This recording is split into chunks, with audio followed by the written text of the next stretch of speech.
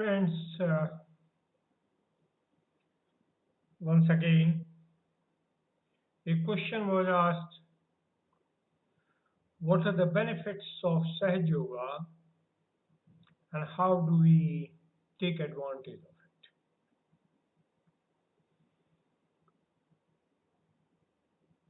it? A nice question. Ideal ways to practice Sahaj Yoga,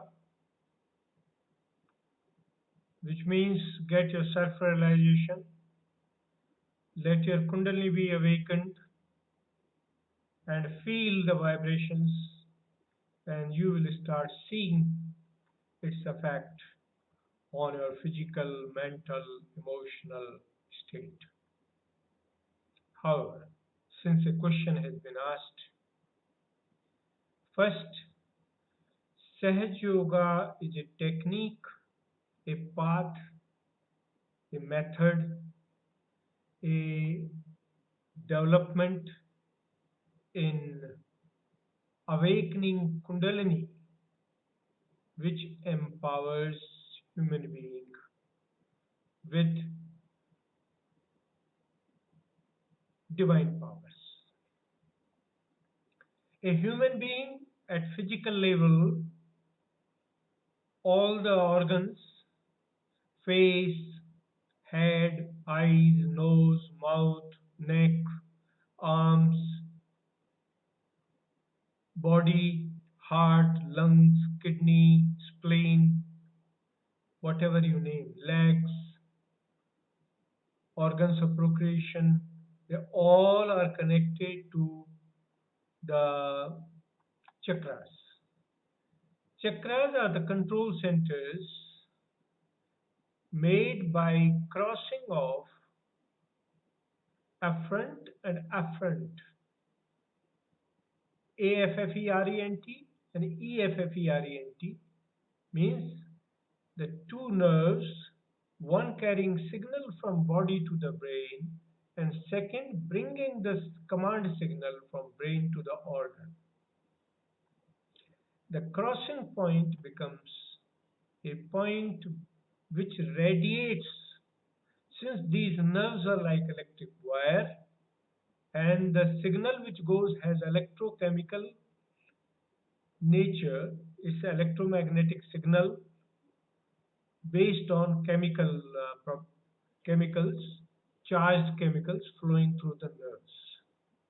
This flow of charges causes electromagnetic radiation, which radiates, and when we say that somebody has an aura and somebody, when you go near somebody, you find some form of radiation, it is these radiations which come out of the body. When the one upcoming signal, one ingoing signal, two opposite signals meet at one point, they create clockwise and anti-clockwise electromagnetic fields. And where these two fields meet, that midpoint becomes a point of either no signal or overlapping signal. And this gives birth to three centers. First, the center of the left side, second center of the right side, and third the midpoint crossing between the two. These are the paths for electromagnetic signals generated by the flow of electrochemical transmitters through the left sympathetic, right sympathetic, and parasympathetic nervous system. Right?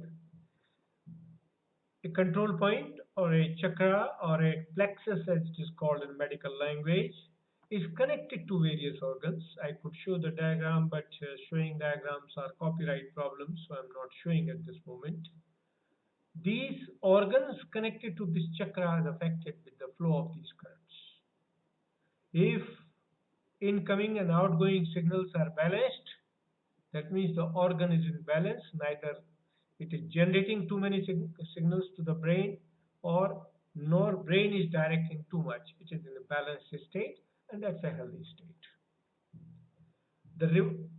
The corollary of this is If there is a problem in the organ or mentally wrong signals come which can generate problems, this balance of signals gets spoiled and we get catch in the center.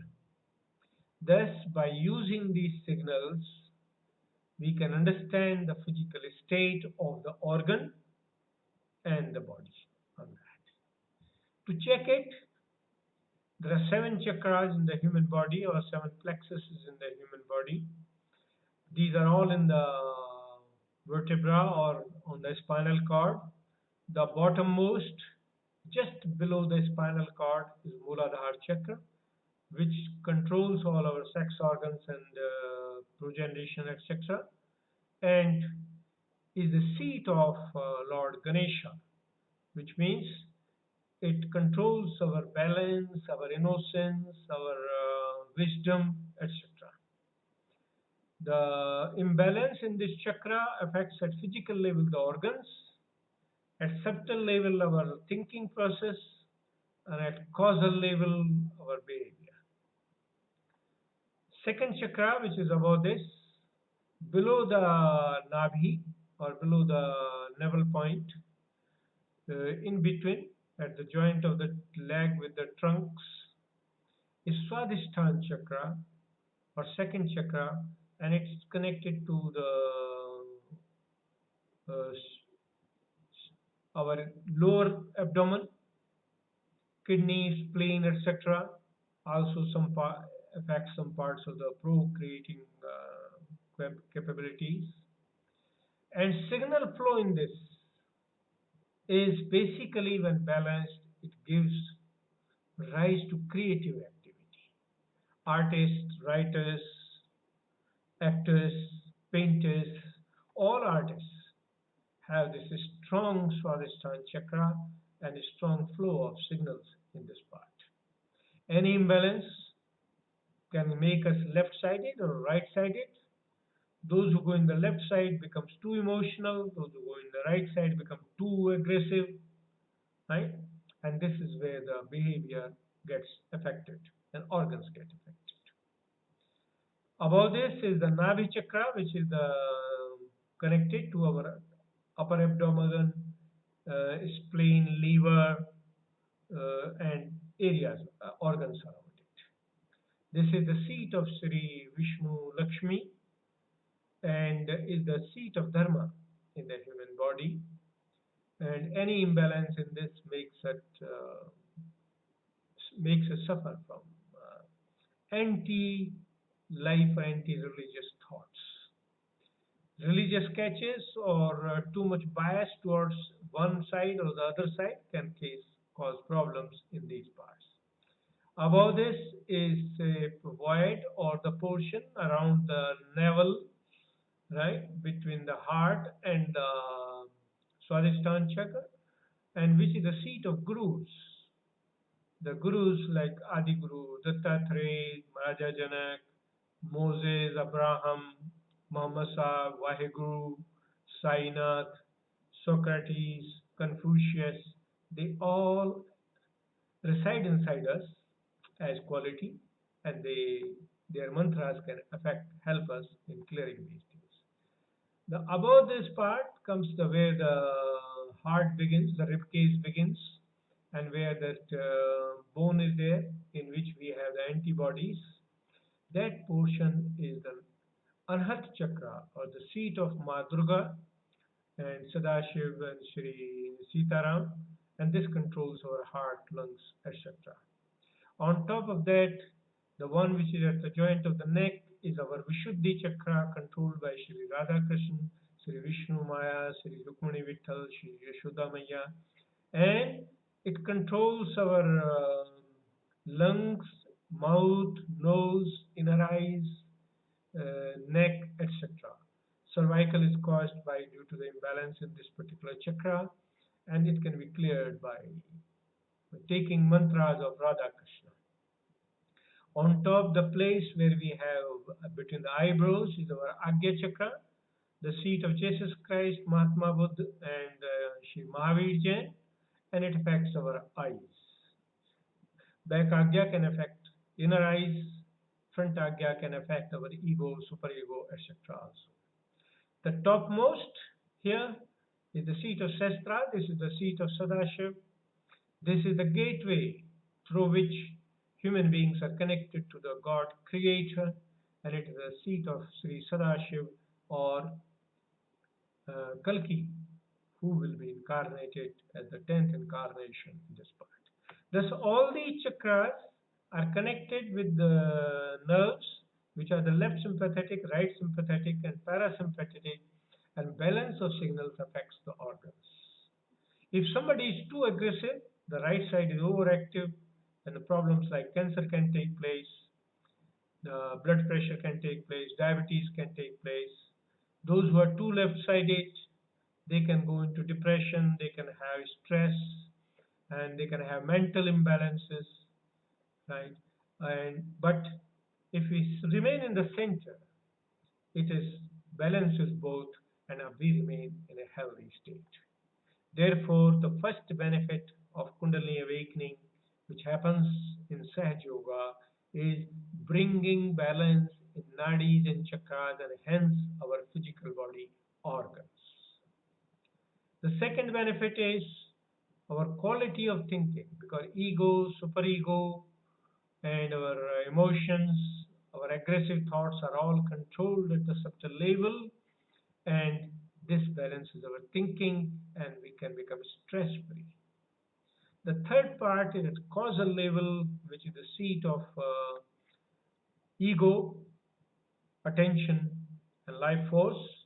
And if our attention has defects, our ego is too troubling. Due after the Kundalini awakening, when self-realization happens, the flow of signals in the body brings balance, and our ego comes in balance, our attention comes in balance, and we become pure.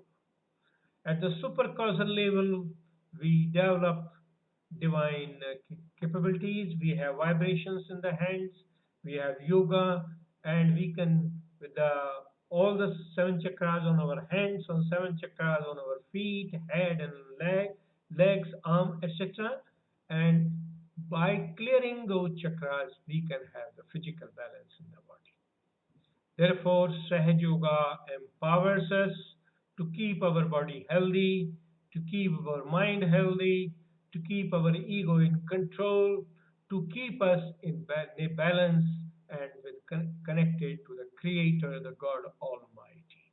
These are the major benefits of Sahaj Yoga, and then there are side benefits for which I will request that you should read books on Sahaj Yoga or visit sahajyoga.org or go on internet, put Sahaj Yoga and see what all benefits are there.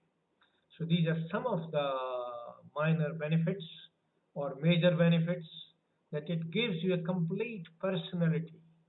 Your immunity improves, your personality improves, you become fearless, you become a balanced human being who is liked by friends, who is liked by enemies, who can bring happiness wherever the person goes and make everybody happy and remain happy.